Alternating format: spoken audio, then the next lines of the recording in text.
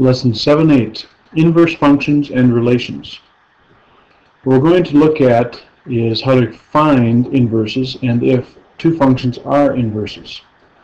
But we're going to start with coordinates.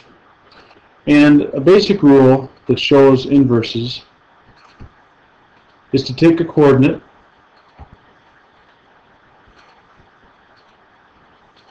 and switch the x and the y. And those are considered inverse coordinates.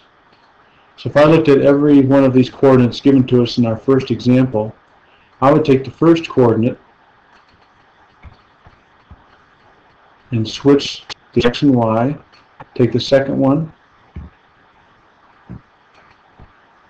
and the third one, and the fourth one, and do the same thing, just switching the x and the y values. Now if we plot the ones that they originally gave us, which would be 1, 3, 6, 3, 6, 0, and 1, 0,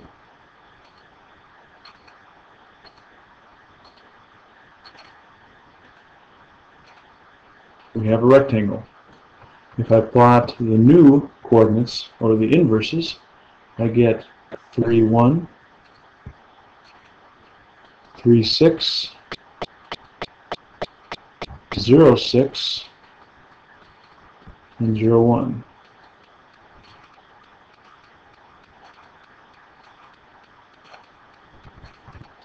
And again, we have a rectangle. But they aren't reflections of each other that we've been seeing in terms of a reflection over the x-axis or a reflection over the y-axis, but it is a reflection over the line y equals x.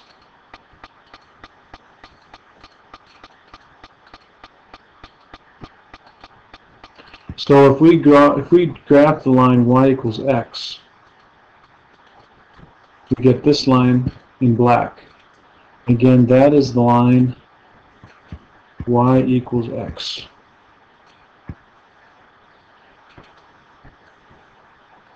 Now notice that these images are reflected over the line y equals x, and where they touch the mirror, they share coordinates. So with inverses, they are reflected over the line y equals x, which should make sense because if y equals x, then we can interchange these two. So the first thing we've learned is that we can find inverses of ordered pairs by just rearranging the order. Here's another example. We have the line y equals x, and we have a reverse or a reflection over that line. Notice that the distance from a vertex to the mirror, or the line y equals x, and its reflection are equal.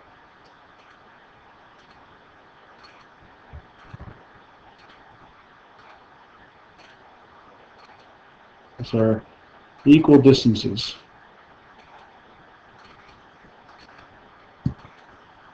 Now how do we do that for an equation? Well, the first thing we're going to do is we're going to take this functional notation and go back to a more familiar y notation. And what we're going to do is we're going to do exactly what we said before. We know that if we have the line y equals x and we flip-flop the ordered pairs, we can find inverse coordinates. So we're going to flip-flop in the equation our x and y values. So just so you can see, I switched where the x and y's were. And then our goal is to solve for y again. And in the process of solving for y, we will find our inverse.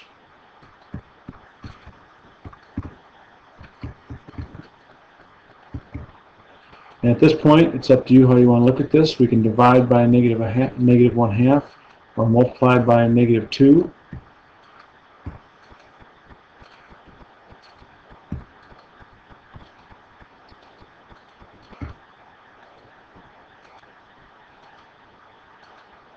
I'm not quite sure what I was doing there, but this is a -1.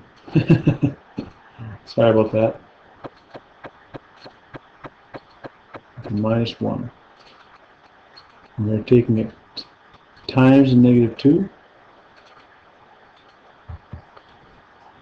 So we will get, if I distribute, -2x plus 2.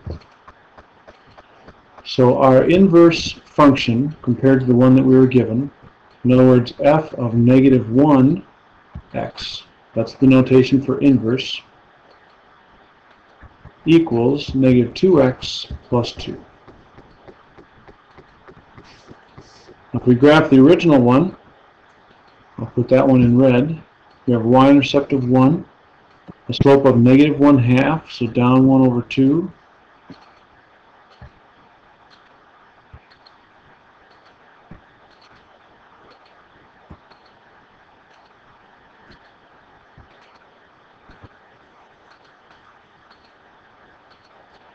And now I'll graph in blue the inverse, which has a +2 y-intercept, -2/1 for slope.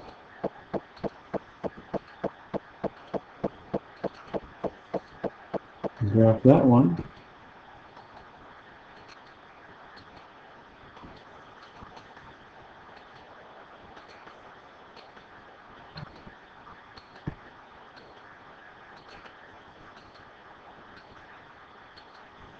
And if you remember,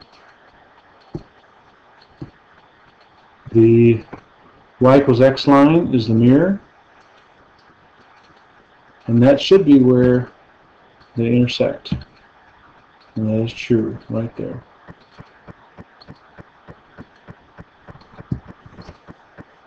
Here's another example of a function, and its inverse. There's the notation for inverse. And again, they intersect at the y = x line, and they are mirrored across that line. Now, how do you tell if two things are inverses? Well, there's two ways. You can take one and, like we did before, switch the x and the y, and then solve for y again.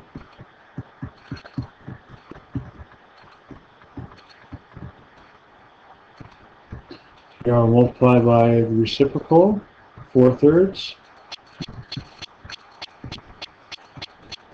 I'll get y equals, and distribute, we get 4/3 x plus 12, I believe.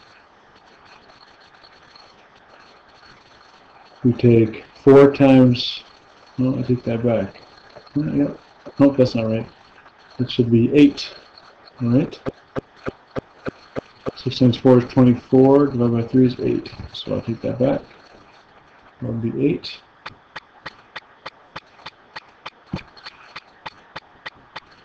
So the inverse would be y equals 4/3 x plus 8, and that it is what they had before, and we're good. The other way is to do a composite function, which is to plug one into the other. And if I did that, I would take one way or the other. I would take this function, plug it into the other equation, which would give us, and actually, you know what? I'm going to stop there, and I'm going to do that on a different video for part B. Okay?